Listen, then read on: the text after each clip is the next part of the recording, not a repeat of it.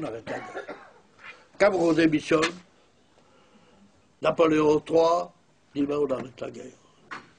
Napoléon III a une entrevue, Cavour a une entrevue dramatique avec Victor Emmanuel, il est assuré, il vient. Alors il voit, raconte cette entrevue dramatique, hein, Mont-Jean-Bal, gros temps chaud, tunique déboutonnée, en bois de chemise, fumant le toscan. Et Cavour s'emporte, il dit mais qu'est-ce que c'est ça, on arrête la guerre, mais c'est comme ça, je démissionne. Et Victor dit c'est très bien, messieurs les premiers ministres, hein, quand on est dans la merde, vous démissionnez, mais moi qui suis le roi, je suis obligé de rester. Et Napoléon Ier revient en France.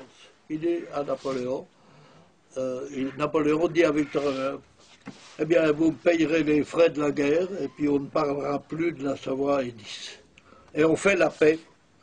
Et on fait la paix, qui a lieu à Zurich en novembre. Et entre-temps, Cavour a fait en sorte que dans l'Italie centrale, dans les duchés, des révolutions ont eu lieu dans le nord des États du Pape, et les patriotes italiens ont mis à la porte les souverains autrichiens et ont proclamé leur réunion au Piémont.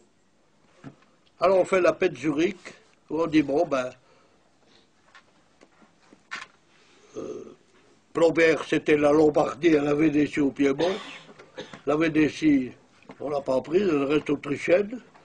Alors on donne la Lombardie à Napoléon III, qui la redonne au Piémont. Puis les duchés, on dit les duchés, il faudra remettre sur leur trône les souverains qui ont été détrônés. Qui, comment, par quels moyens? Et de même que maintenant, notre ami César, quand il y a une difficulté, on nomme une commission. À l'époque, on disait, ben, on nomme un congrès international qui réglera cette question. Et le Piémont dit, nous, en tout cas, à ce congrès, on n'y va pas. Alors la situation complètement bloquée, Cavour démissionne, et pendant 6 mois, de juillet 1859 à janvier 1860, la situation est bloquée. On remplace Cavour par Ratade, Gilles Amar, Morin, ministère.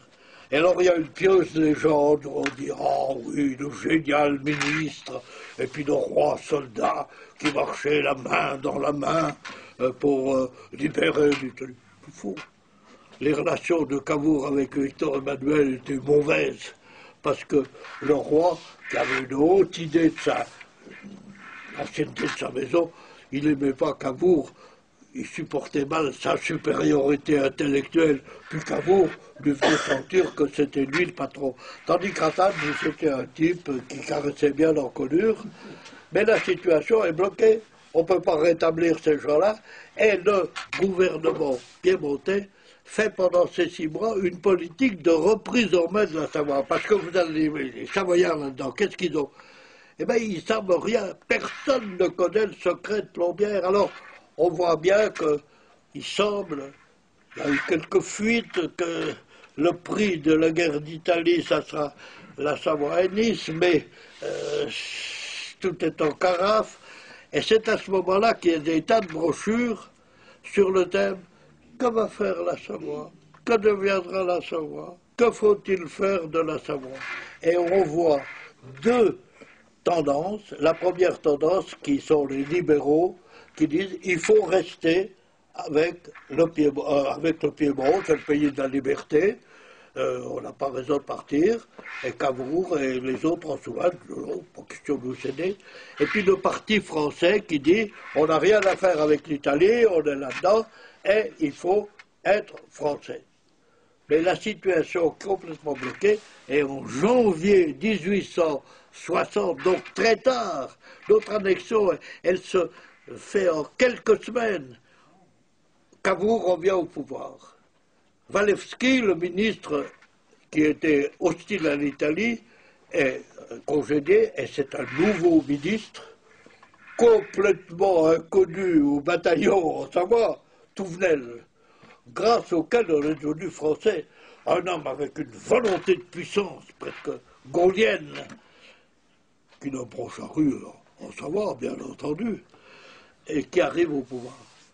Et pour sortir de l'affaire, Cavour reprend la négociation sur la Savoie et Nice. Et on dit, ben voilà, le projet initial, c'était la Savoie et Nice contre la Lombardie et la Vénétie.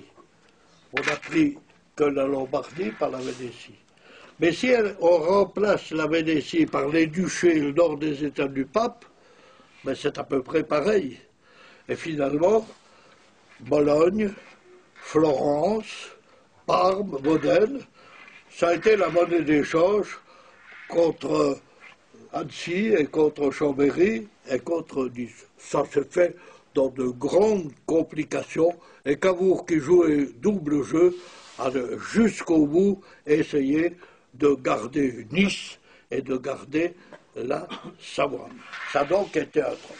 Évidemment, les braves Savoyards là-dedans, qu'est-ce qu'ils savaient? Ils n'en savaient rien du tout. Ils n'en savaient pas plus que moi aujourd'hui. Je sais ce que M. Obama a dit à M. Sarkozy sur le Kazakhstan. Hein. Ils se sont réveillés français tout d'un coup. Cette cession aboutit au traité de Turin qui cède la Savoie et Nice à la France le 24 mars 1860. Et les braves Savoyards se réveillent français tout d'un coup. Ils se réveillent français, mais ceci correspondait aux vœux de la majorité de la population. Ça se passe en dessus d'eux, en dehors d'eux, ils n'y sont pas du tout partis. Comme vous voyez les braves savoyardistes maintenant qui vous disent le peuple de Savoie a été partie contractante au traité de cession. À mon œil, c'est Napoléon III et Victor Emmanuel, souverain, qui ont fait ça. Et Victor Emmanuel, à un moment, a écrit à Cavour et dit hey, attention les vélos, là, c'est moi, le roi, qui vous cède à vous la Savoie et Nice, et puis les populations, elles suivent le mouvement. Donc, alors, on s'achemine vers le plébiscite.